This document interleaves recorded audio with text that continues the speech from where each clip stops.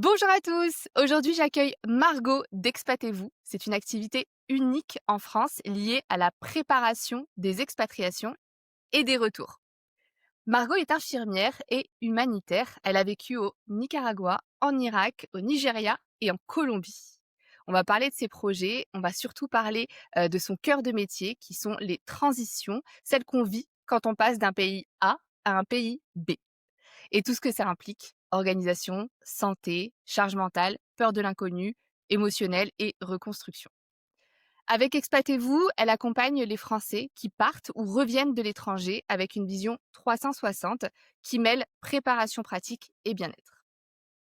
Aujourd'hui, on va parler de son positionnement, de ses choix business, de la clarté de son offre, des galères du début et de la stratégie derrière son activité et aussi de comment on construit un métier qui n'existait pas auparavant.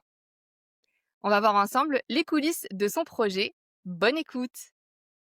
Bonjour Margot, comment vas-tu? Salut Manon, ça va Tu et vas toi? bien? Bah oui, écoute, ça va super. Je suis très contente de pouvoir faire cette rencontre en visio aujourd'hui avec toi parce que, comme je te l'ai expliqué, moi j'ai un podcast qui démarre avec une nouvelle saison qui est la saison 2. Et cette saison 2, elle est plutôt liée aux personnes comme toi et moi finalement qui ont vécu l'expatriation et qui ont utilisé leur expatriation pour en créer une activité indépendante et devenir chef d'entreprise. Et bah, du coup, tu fites complètement avec la DA de ma nouvelle saison. Donc merci beaucoup. Bah, je suis ravie d'avoir été invitée, merci beaucoup. On va parler de ton projet du coup. On va commencer tout de suite. Avant Expatez-vous finalement, qui étais-tu professionnellement parlant? Alors moi de base, je suis infirmière, de formation.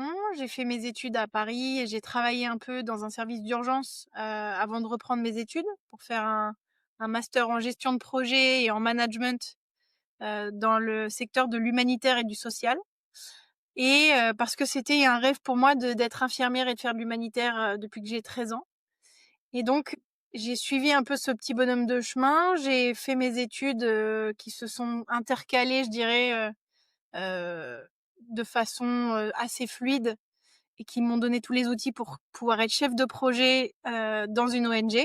Et je suis partie, comme tu le disais, en Irak, au Nigeria, en Colombie, via une ONG française et j'ai été chef de projet santé. Donc je m'occupais de cliniques mobiles ou de centres de santé et d'équipes de santé sur le terrain.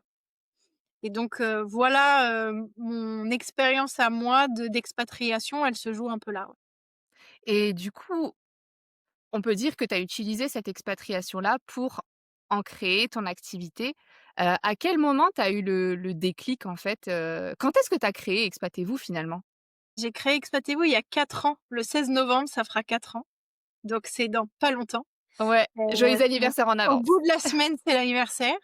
Quand est-ce que j'ai créé ça? En fait, j'ai, comme je te disais, réalisé ce rêve d'être infirmière et de faire de l'humanitaire. Et au bout d'un moment, j'ai évolué sur mon poste au sein de l'ONG dans laquelle j'étais et je n'avais plus forcément envie de continuer dans ce chemin-là parce que l'évolution que j'avais était trop administrative, trop politique et moi je suis quelqu'un de terrain. Et donc je suis rentrée en France, en me demandant ce que j'allais faire par la suite, sachant que j'y avais jamais réfléchi. Parce que quand tu as un rêve depuis que tu as 13 ans et que tu arrives au bout, bah tu te dis: «Après on fait quoi?»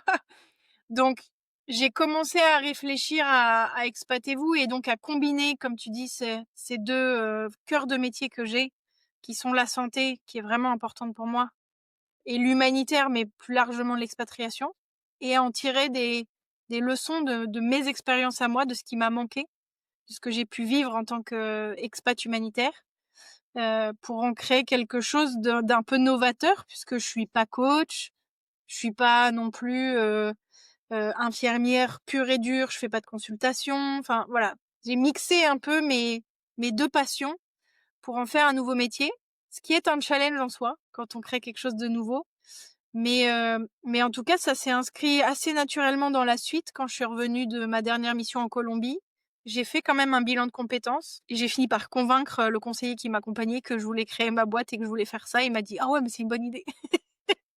Bah, alors qu'au début, il était pas du tout chaud. Mais voilà comment ça s'est construit dans ma tête et je me suis dit: «Moi, j'aurais envie de créer un service qui m'a manqué à moi et que j'aurais aimé avoir quand j'étais humanitaire. OK, et aujourd'hui alors concrètement ton offre, c'est quoi? Qu'est-ce que tu proposes en fait à tes clients? Aujourd'hui, mon offre, c'est, un accompagnement sur mesure ultra personnalisé pour les Français qui partent s'installer à l'étranger ou qui reviennent en France. Et le but, c'est de leur, comme tu disais dans la présentation, leur apporter un accompagnement 360 où on va s'occuper à la fois de l'aspect pratique et à la fois de l'aspect un peu plus abstrait qui est, comment est-ce qu'on se sent bien dans une transition d'un pays à un autre quand, ça bouscule à peu près tous les codes qu'on a, toutes ces références? Comment est-ce qu'on garde son équilibre et son bien-être? Comment est-ce que finalement on prend soin de sa santé? Mais déjà la base, c'est de savoir c'est quoi la santé et qu'est-ce qui se joue avec la santé. Et donc du coup aujourd'hui tu proposes, des séances de en visio? Tu proposes une formation? Tu Qu'est-ce que tu vends? En fait, je réponds à un besoin de soutien pendant les préparatifs. Donc je propose un accompagnement sur la durée qui s'étale, heu, entre le moment où on me contacte et jusqu'à 3 mois après l'arrivée sur place du nouveau pays, que ça soit l'étranger ou la France.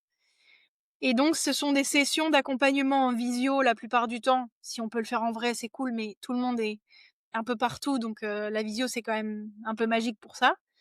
On va, cheminer ensemble sur tout ce qu'il y a à faire, sur comment on s'organise, sur à quoi on réfléchit avant de partir ou avant de revenir et en assurant un soutien, je dirais mental, moral, tout au long de cette transition-là. Tu es vraiment finalement leur, leur pilier quoi dans cette, période de transition de vie finalement? Moi, j'aime bien m'appeler chef d'orchestre parce que, on peut avoir plein de d'infos de partout et on s'éparpille. Moi, le but, c'est vraiment de rassembler tout au même endroit, de savoir qu'en face des personnes, il y a quelqu'un qui connaît, qui sait ce que c'est que de vivre un déménagement à l'étranger, ce que ça implique. En termes émotionnels aussi, on sait que les émotions, c'est pas encore tout à fait, géré par tout le monde et compris et bien vécu. Et là, le but, c'est vraiment de laisser la place pour ça, de se dire: «OK, je suis à la fois très excitée et à la fois mort de peur. Comment je fais pour pas inquiéter mes proches? Pour pouvoir avoir du répondant quand je sais pas trop moi-même ce qui se passe?» Donc le but, c'est vraiment d'avoir un espace dédié à tous les préparatifs et de vraiment prendre ses pensées et de les mettre ailleurs pour se libérer de charge mentale. Tu accompagnes plutôt des femmes, des hommes, des familles?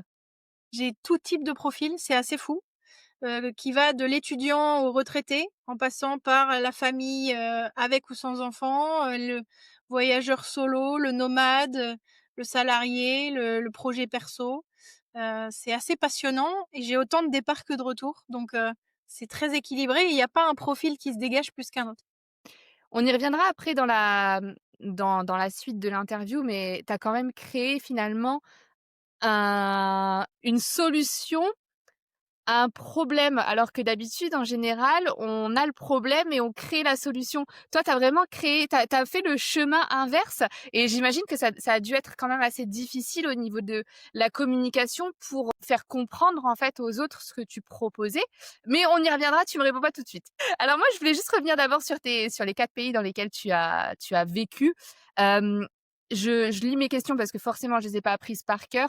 Mais c'est hyper important pour moi, c'était de savoir qu'est-ce que ces expériences t'ont appris sur les transitions, sur la santé, mentale et émotionnelle et sur le besoin d'être accompagné. Est-ce que chaque pays est différent? Est-ce que tu peux tirer une leçon de chaque pays? Clairement. Chaque départ et chaque retour est vraiment différent. En plus de ça, moi, je l'ai vécu dans un contexte qui est quand même pas très conventionnel, hein, les expatriations, il y en a toutes sortes, aussi bien les Erasmus que des déplacements, des détachements, professionnels. Moi, c'est une sorte de détachement professionnel, mais très particulière parce qu'on va aussi dans des pays qui sont très particuliers. Hem, Mon premier vrai aller-retour, on va dire, avec la plus grosse expérience, c'est le Nicaragua et c'est mon premier départ, parce que j'étais étudiante, que je découvrais le monde très clairement. J'ai pris, baffe sur baffe et pourtant c'est la meilleure période de ma vie. Heu, je suis très reconnaissante de ce que j'ai pu vivre pendant cette, expérience-là Et tu vois, le retour me questionnait déjà, en master parce que, j'ai mis 8 mois à me remettre d'un stage de 6 mois et donc le retour me posait vraiment question et en fait, avec mes expériences humanitaires derrière, ou à se rendre compte que les humanitaires sont pas accompagnés au retour, ou alors c'est très, très léger, mais c'est en général un débrief au siège, et ça dure une journée et après Mmh. tu es un peu laissé, à toi-même.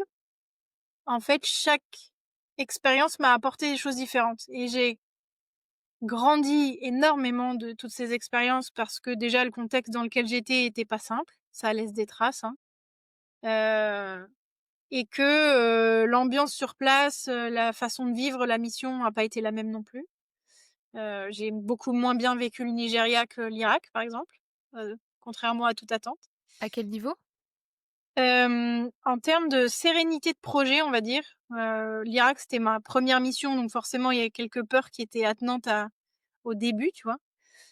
Mais très bonne ambiance sur place, un projet vraiment, passionnant à qui existait déjà, qu'il a fallu stabiliser, une équipe vraiment chouette et puis, un suivi du projet vraiment intéressant et quand même une liberté de mouvement et de, conditions de vie, au Kurdistan que j'ai pas eu au Nigeria. Au Nigeria, on était très enfermés. On vivait à 16 dans une résidence, c'est des gens que tu vois tout le temps, avec qui tu bois, tu manges, tu travailles. Je vais pas dire tu dors, mais quasiment. Et donc quand tu as pas choisi tes collègues et que ça passe pas forcément très bien avec tous, ça peut vite être, un challenge.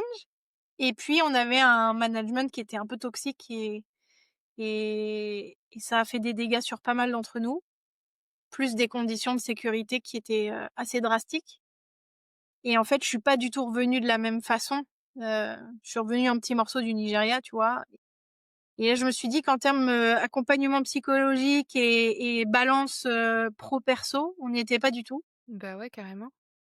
Quand je vois les dégâts que ça a fait sur toute l'équipe, je me dis qu'il y a pas que moi, hein, je peux peut-être vivre les choses différemment, mais quand c'est tout le monde et qu'il y a des espèces de réflexes dans le monde humanitaire qui sont pas encore très sains et pas mal de tabous sur notamment le syndrome de stress post-traumatique, sur le burn-out, sur, l'envie d'aller au bout d'une mission à tout prix, quitte à se cramer et revenir, pareil, un petit morceau.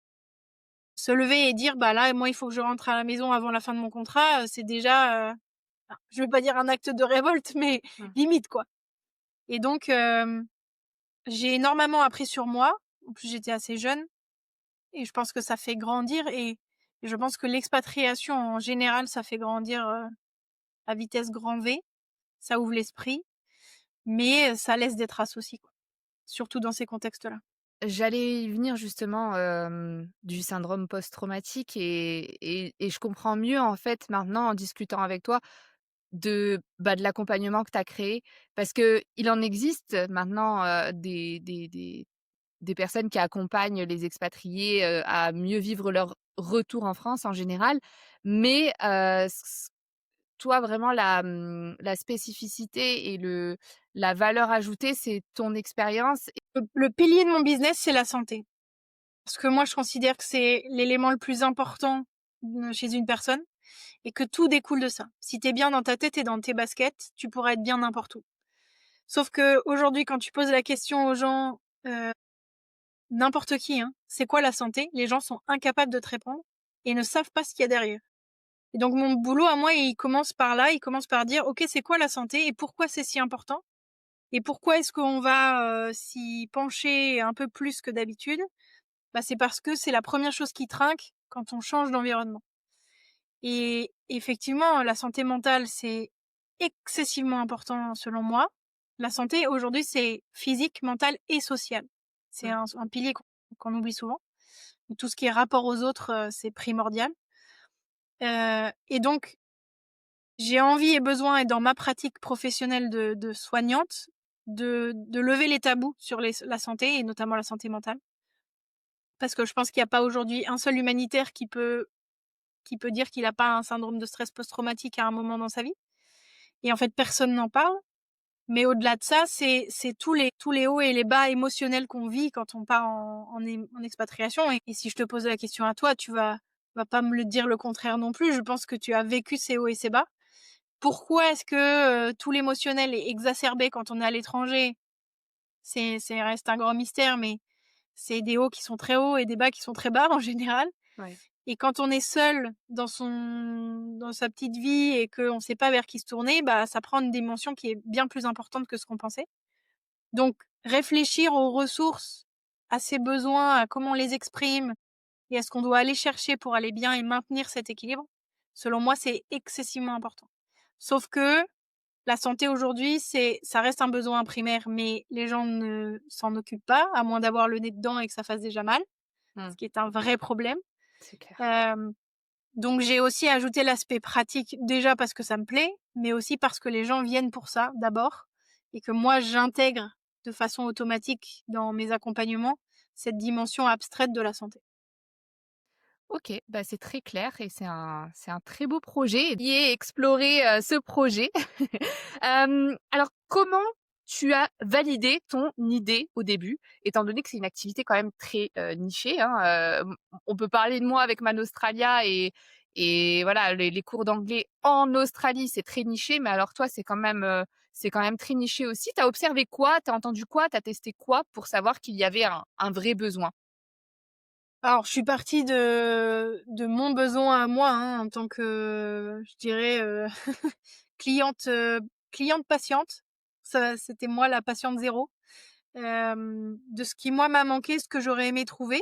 Je me suis dit: Si avec moi ça résonne, ça résonnera forcément avec d'autres gens, heu, qui vivent des émotions intenses tout le temps, qui sont portés sur les émotions et pour qui l'équilibre émotionnel est important, parce que c'est quand même ça la le plus gros du truc. C'était quoi la question déjà? C'était comment est-ce que tu as validé ton idée? Ah oui, j'en ai parlé avec des collègues humanitaires qui ont trouvé que c'était une super idée. À la base, je voulais m'occuper que du retour et puis au fur et à mesure de ma réflexion, je me suis dit que le retour, ça se préparait aussi au départ. Quand on est dans la phase un peu enthousiaste et motivé, heu et qu'on est capable d'intégrer des nouvelles informations. Plus le retour quand c'est déjà dur et qu'il faut entendre que c'est dur et comprendre pourquoi. Et puis après, j'ai fait une petite étude auprès de gens qui avaient des profils diversifiés. Ce que disaient les étudiants, les retraités, les gens qui sont partis en VIC, en VIE, en famille. Et en fait, le besoin psychologique est très fort ressorti chez tout le monde, 75 ou 80 je crois. Et donc, je me suis dit: «OK, il y a un truc à jouer sur ce point-là». Hem Et après ça, je le valide au fur et à mesure. Alors j'attire pas tout le monde et j'attire pas, tous les profils, mais il y a quand même un énorme besoin. Il faut juste que les gens s'en rendent compte et c'est là où mon plus gros challenge se trouve, aujourd'hui. Ouais. Parce que comme tu Bah, dis, c'est très niché et en même temps la santé, ça concerne tout le monde et ça concerne tout le monde, que ça soit avant le départ, s'il y a un départ ou pas et pendant le voyage, quoi. ouais. C'est quoi du coup ton plus gros challenge aujourd'hui? Est-ce que c'est la solitude de l'entrepreneur? Parce que j'imagine que tu bosses, seul. Est-ce que c'est la solitude de l'entrepreneur? Est-ce que c'est, comme moi, je dirais la saisonnalité des ventes? Du coup, tu sais jamais trop, quel mois va être un bon mois, quel mois va être plus difficile? Est-ce que c'est le manque de clients? Est-ce que c'est, l'offre qui est pas assez claire? Est-ce que voilà, c'est quoi ton plus gros challenge, à l'heure où on se parle, en novembre 2025? Mon plus gros challenge, c'est la visibilité parce que comme tu le dis depuis le début, j'ai créé mon métier et donc c'est pas un métier qui est forcément connu de tous et qu'on n'a pas forcément, l'automatisme de venir chercher. Heu, Aujourd'hui, moi, je suis sur les réseaux et le but, c'est que je gagne en visibilité un peu partout pour me faire connaître. La solitude de l'entrepreneur, je suis passée par là, mais j'ai appris et aujourd'hui, c'est plus un sujet. Le syndrome de l'imposteur, c'est pareil, c'est passé. Heu, la saisonnalité, oui, j'ai une saisonnalité et encore, les gens, décident de partir un peu n'importe quand et de revenir un peu Mmh. n'importe quand. Il y a bien sûr des pics, hein. Le début de l'été, c'est toujours un pic de retour et la fin de l'été, c'est un pic de départ ou la fin de l'année civile, c'est un pic de départ.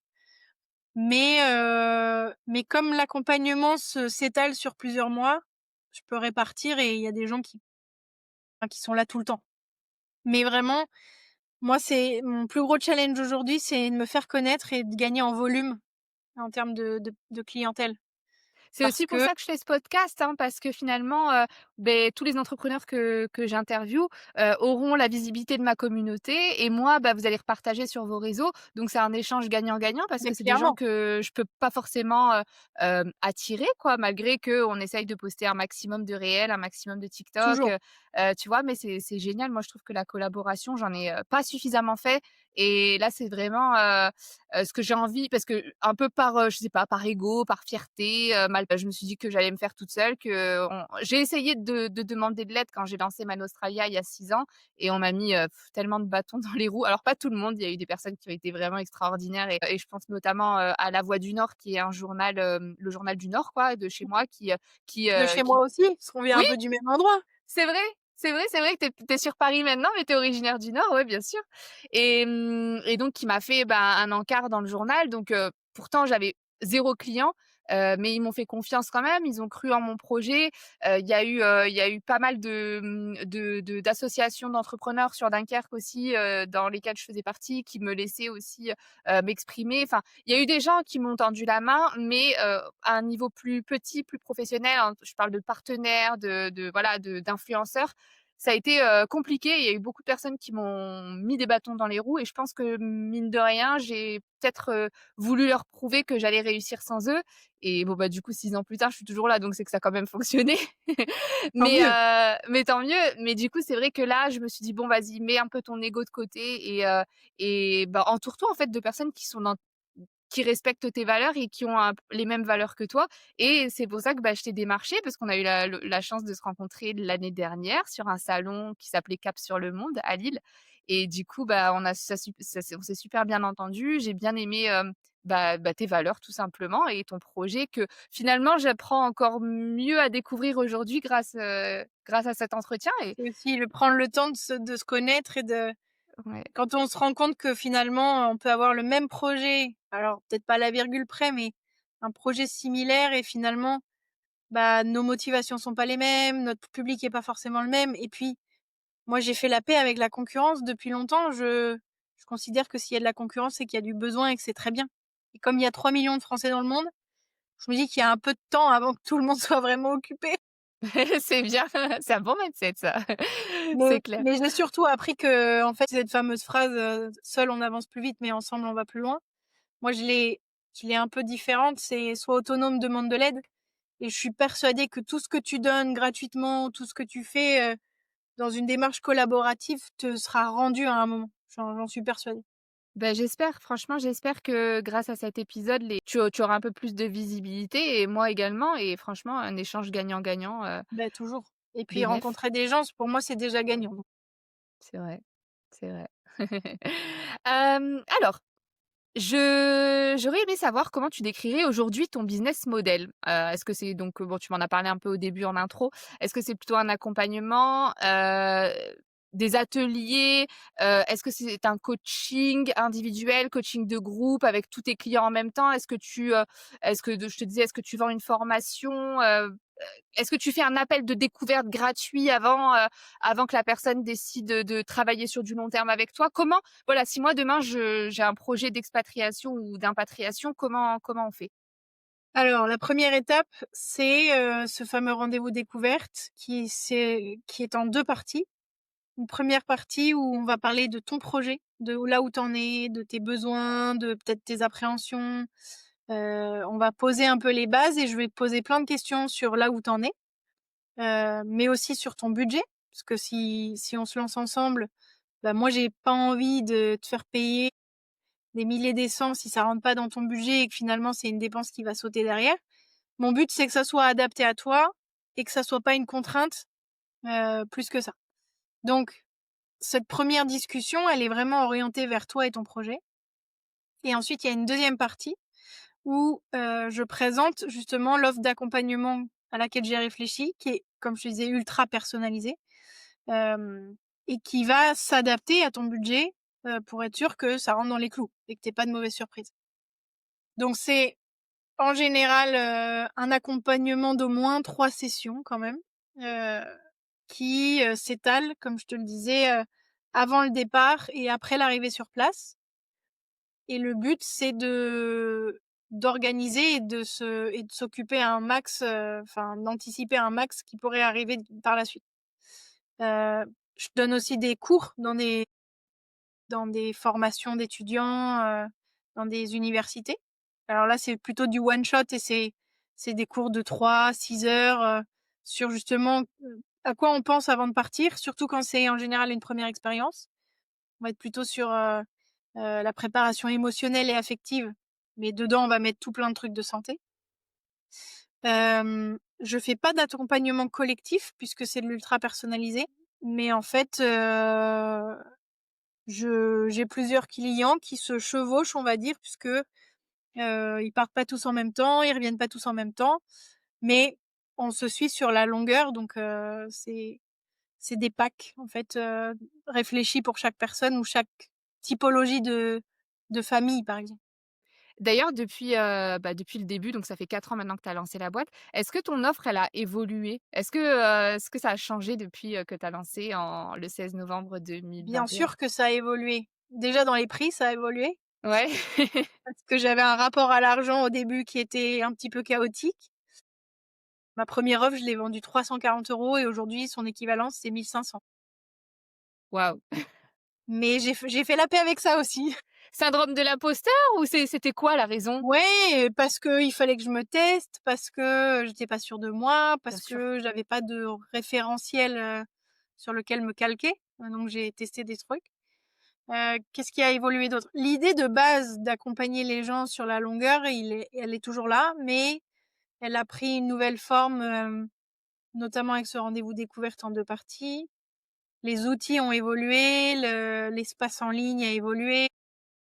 Je rôde un peu mes discours aussi, au fur et à mesure.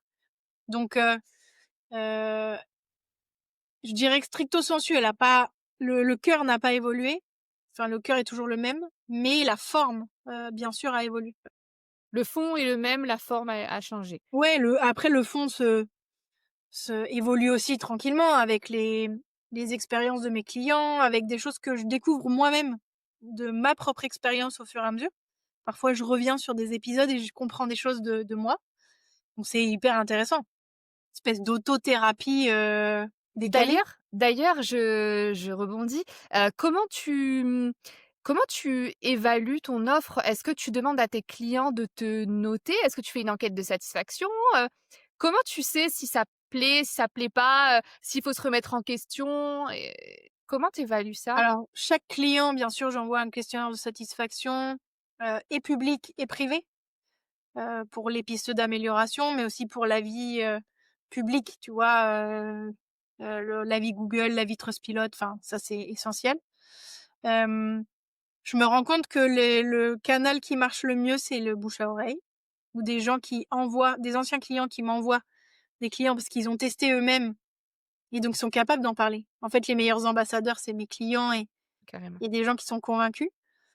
Hem et bien sûr que je leur demande au fur et à mesure et que quand je leur fais la proposition, initiale, je leur dis que tout est modulable.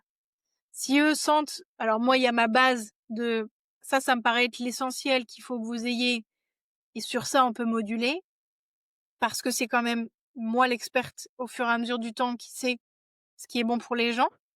Cette capacité à souvent anticiper les besoins des gens avant même qu'eux en aient conscience.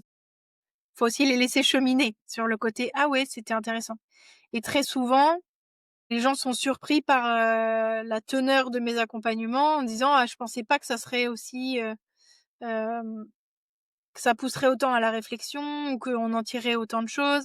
Les gens qui, en général, étaient un peu dans le rejet au début sont ceux qui apprennent le plus et donc ça pose des pistes de réflexion aussi qui sont hyper intéressantes. On va parler stratégie.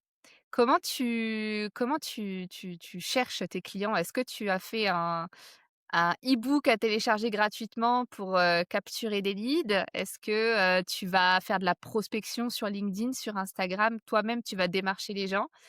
Comment tu cherches tes clients, ouais, aujourd'hui? Tout passe par les réseaux, donc le but c'est d'être visible auprès du plus grand nombre.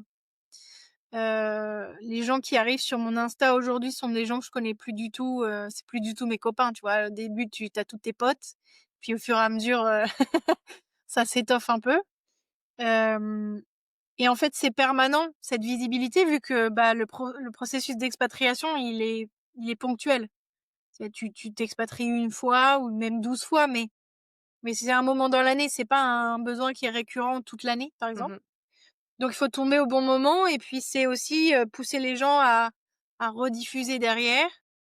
Ça, c'est l je dirais la prospection réseau un peu, dans ce sens-là. J'ai aussi fait des lead magnets, des petits guides gratuits, des webinaires gratuits, mais il faut savoir s'adapter au fur et à mesure des années aussi. Ce qui marchait il y a 2 ans marche plus forcément aujourd'hui. La portée des réseaux aujourd'hui est pas la même que celle d'il y a 2 ans et donc faut être en permanence en veille sur les tendances, sur, savoir rebondir, savoir être flexible. Ça demande pas mal d'énergie et puis je te disais le bouche à oreille ou les gros webinaires qui ont pas mal d'audience m'apportent aussi pas mal de clients. J'ai un site web, je suis sur toutes les plateformes d'expatriés, mais il faut penser à chercher, c'est ça le truc et donc c'est difficile pour moi de faire de la prospection active, démarcher les gens puisque les expats, ils sont partout et nulle part. Donc c'est essayer de s'insérer dans le maximum de groupes, de webinaires, de podcasts, de collaborations, qu'on peut et puis, c'est essayer aussi de prendre les opportunités quand elles viennent. Tu vois? Jamais dire non à un podcast, un article, une rencontre, qui peut te mener tac, tac, tac, tac. En fait, c'est un mélange d'opportunités. Ouais, absolument. J'allais justement te demander si ça t'était déjà arrivé de démarcher, genre d'envoyer un message, mais c'est vrai, tu as raison, en fait, c'est compliqué de savoir, qui veut partir. Enfin, je vois pas comment tu peux chercher, Alors, je le fais, sur mon Insta, par exemple, quand les gens s'inscrivent, enfin, s'abonnent à ma page, j'ai un message automatique qui leur pose la question: «Est-ce que vous êtes sur le départ, le retour? Est-ce que vous êtes juste curieux?» Il y a des gens qui sont juste curieux, il y a des gens qui font partie du milieu et ça peut engager la conversation, mais moi, je sais que je déteste déjà quand on me démarche et que je vois les gens arriver gros comme une maison. Et «Oui, vas-y, développe ton truc», mais je sais déjà où tu veux venir. Mmh.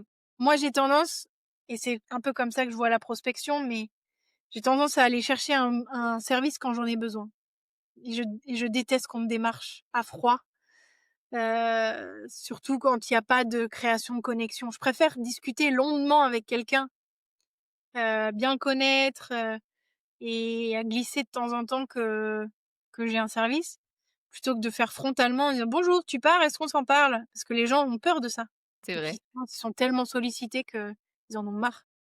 Absolument, ouais, je suis carrément d'accord. C'était pas une question que j'avais prévu de te poser, mais ça m'intéresse de savoir. Je pense que ça peut intéresser d'autres personnes qui ont envie de créer, leur boîte ou qui ont déjà créé leur boîte. Quels sont les outils que tu utilises actuellement, dont tu ne pourrais plus te passer? Je pense notamment, je sais pas, à Bah, mon Canva, chouchou, tu c'est mon chouchou. ah ouais? OK. Toute ma vie est sur Notion, je trouve que c'est un outil incroyable.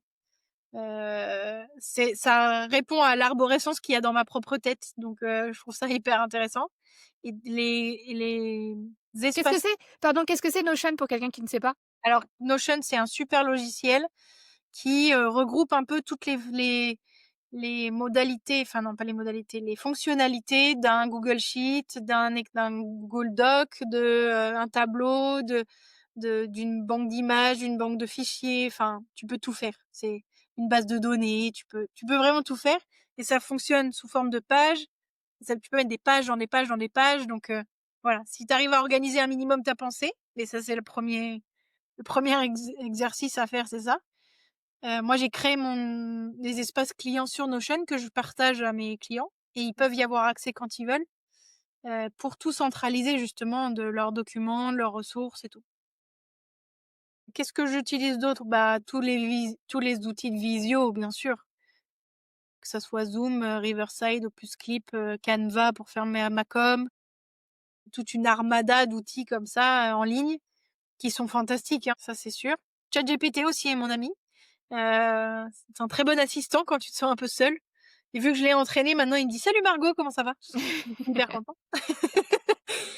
Je me sens beaucoup moins seule dans ma pratique Voilà, professionnelle. la solitude de l'entrepreneur, next. Exactement. Parfois, il me fait des petits conseils, bien-être et santé, enfin voilà. Il C'est est très génial, bien entraîné. j'adore. Non, non, mais pas pour, faire mon business à ma place parce que voilà, mais pour m'aider à organiser, à réfléchir, à me challenger sur des idées, à me donner d'autres idées, c'est intéressant. Qu'est-ce que j'ai d'autre? Bah, les réseaux sociaux, c'est pas des outils, enfin, oui et non, quoi. C'est des plateformes, mais je les utilise quotidiennement et voilà, Mmh. globalement, dans Ouais, c'est pas mal. l'armada de l'entrepreneur en ligne, la base, quoi. Ton site web, il est hébergé sur quoi? C'est Sur WordPress? Hostinger, sur WordPress, mais Hostinger. OK, ouais, ouais, Hostinger, c'est ouais, l'hébergeur, tu C'est raison, pardon. l'hébergeur et sur L'hébergeur, WordPress sinon. Mais ouais, ouais. je me suis un peu rodée à WordPress, que j'ai refait tout mon site toute seule. J'ai passé des heures, mais je trouve ça passionnant en fait et j'adore, chercher dans les outils et tester. Hier, j'ai été contente, j'ai mis un reCAPTCHA sur mon, tu sais, la petite case qu'on Ouais, valide ouais, là, bien sûr, ouais. et ben, je l'ai refaite, je l'ai fait toute seule et tout. J'étais là: «Wouh, j'ai une nouvelle compétence!» Et à chaque fois, bon, le problème, c'est que je me perds là-dedans, je peux passer des heures. Brevo, tu vois?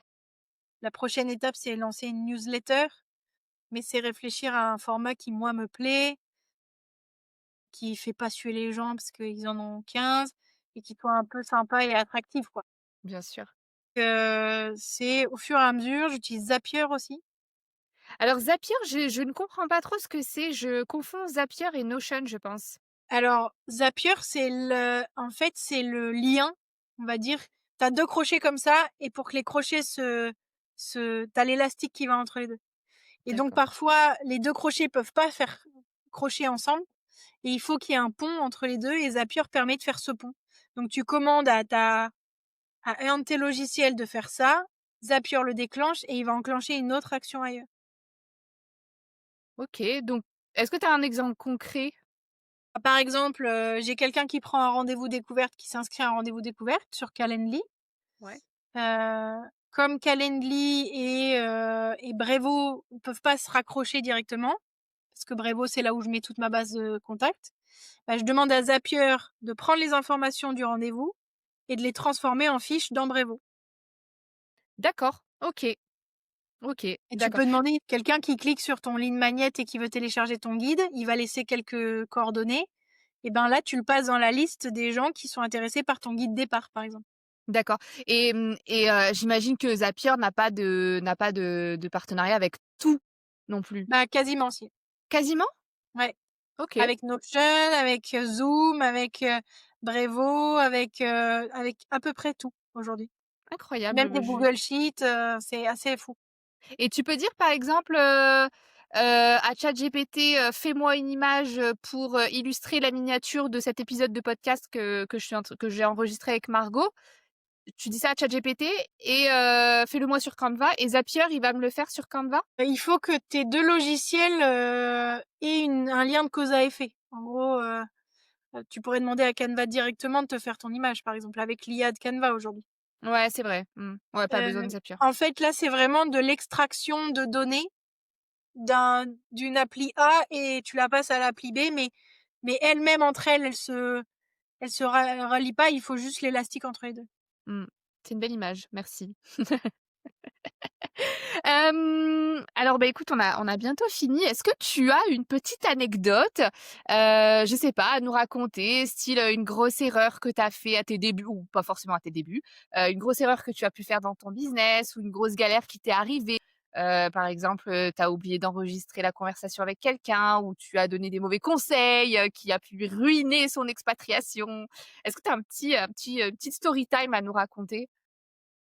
Je touche du bois, j'ai aucun client qui m'a dit que son expatriation était horrible à cause de moi, donc on va espérer que ça continue comme ça. Non, bah, des enregistrements qui n'ont pas fonctionné et d'1 heure d'interview et tu pas appuyé sur le bon bouton, enfin bref. Mais je dirais que la plus grosse, leçon apprise, c'est qu'en fait ton business et ton offre, elle évolue malheureusement grâce à l'insatisfaction de tes clients. C'est aussi pour ça que c'est important de leur demander un feedback. Et j'avais une cliente à qui j'ai fait tester mon offre et j'étais pas très sûre et je lui ai fait payer assez cher et en fait, j'ai pas délivré complètement ce que je voulais délivrer parce que c'était coincé dans ma tête et que j'avais du mal à le formaliser à l'écrit, enfin en faire un document quoi. Et donc je suis un peu une flippée de l'insatisfaction.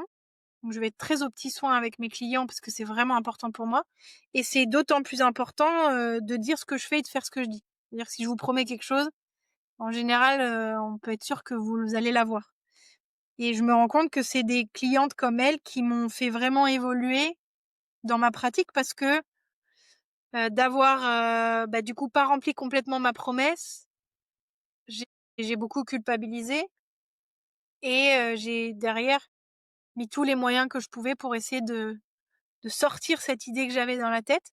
Et du coup, j'ai réussi à le faire grâce à un super outil qui n'est pas en ligne, mais qui s'appelle la tablette Remarquable. Et Oui, tu ça, m'en as pas vraiment, parlé, je suis déçue! c'est un outil incroyable. Euh, Parce que, en fait, si vous connaissez pas cette tablette, c'est un carnet, c'est comme un carnet sur lequel vous écrivez, mais sauf que vous pouvez tout transformer en fichier sur votre ordi. Et donc, plus besoin d'avoir des millions de carnets papier. Alors, on aime bien, hein, mais vous pouvez écrire de la même façon, c'est votre écriture, peut être manuscrite.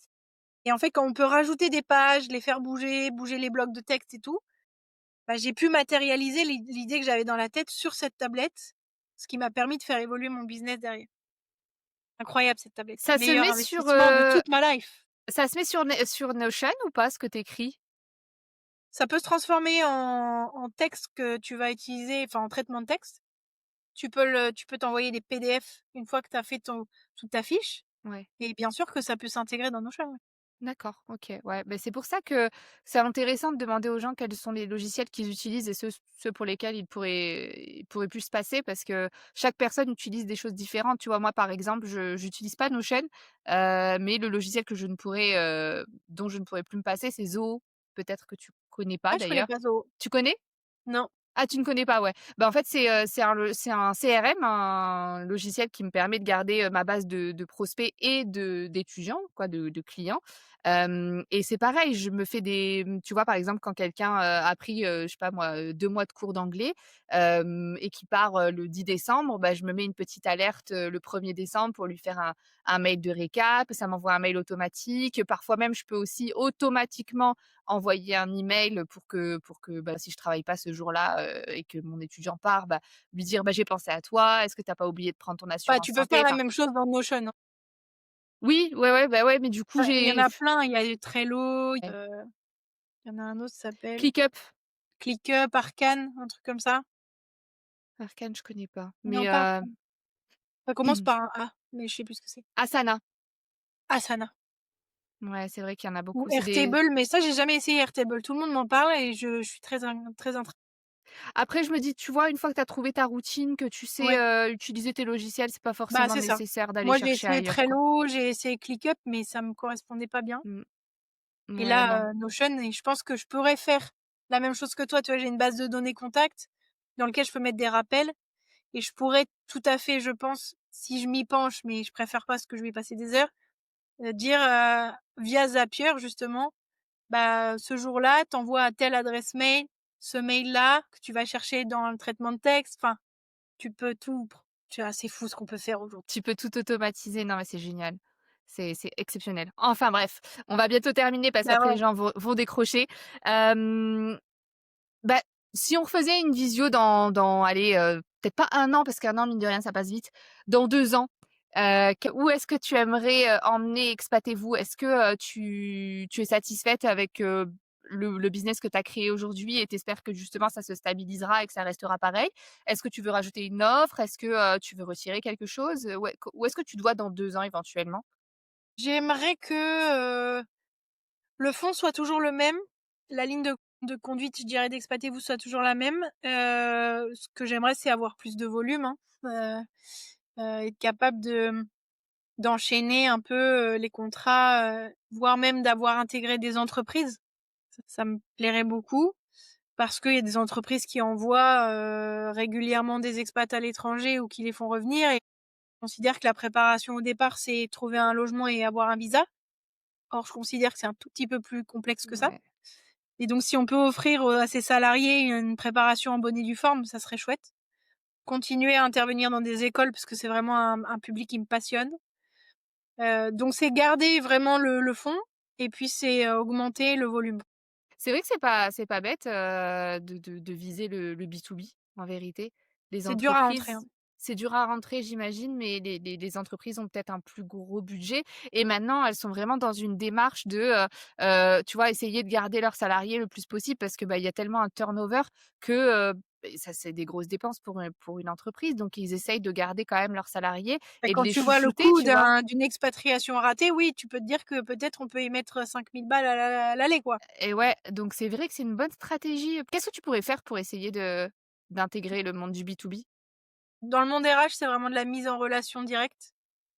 Donc si jamais vous êtes RH et que vous écoutez ce podcast, vous pouvez me contacter, on peut en parler et comme je disais que c'est ultra personnalisé, même pour une entreprise, je peux adapter mes services et l'offre à offrir à cette entreprise. Ouais. Donc tout est discutable à partir du moment où vous avez cette volonté de prendre soin de vos salariés, d'accompagner alors eux et leur famille, hein, parce que c'est souvent la famille qui pêche, et qui en pâtit un peu derrière. Si vous avez envie de lancer un peu cette démarche-là de départ et de retour, je suis votre femme. On dit: «Je suis votre homme», mais moi je suis pas un homme donc l'expression marche pas. Où est-ce qu'on peut te joindre? On peut me joindre sur mes réseaux, donc Expatez-vous, LinkedIn, Insta, Facebook, même TikTok si vous voulez, mais j'y vais moins. Par mail, expaté.vous, alors expaté EZ, .vous @gmail ou sur mon site web, j'ai un formulaire contact, sur lequel il y a une reCAPTCHA maintenant, donc vous pouvez me laisser un message quand vous voulez. Profitez-en, hein. Faites honneur à son nouveau travail, à cette nouvelle Allez compétence. cocher la petite case et m'envoyer un message. Super, bah, écoute, merci beaucoup pour ton temps Margot, c'était trop bien. J'espère que cet épisode vous a plu, qu'il ramènera de la visibilité à Margot et à son projet et si vous avez des questions, je sais que Margot est toujours présente et disponible pour vous répondre, donc n'hésitez pas à la contacter ou à laisser un petit commentaire juste en dessous. Merci Manon pour ton Merci à invitation. toi. À bientôt. Ciao, ciao. Ciao.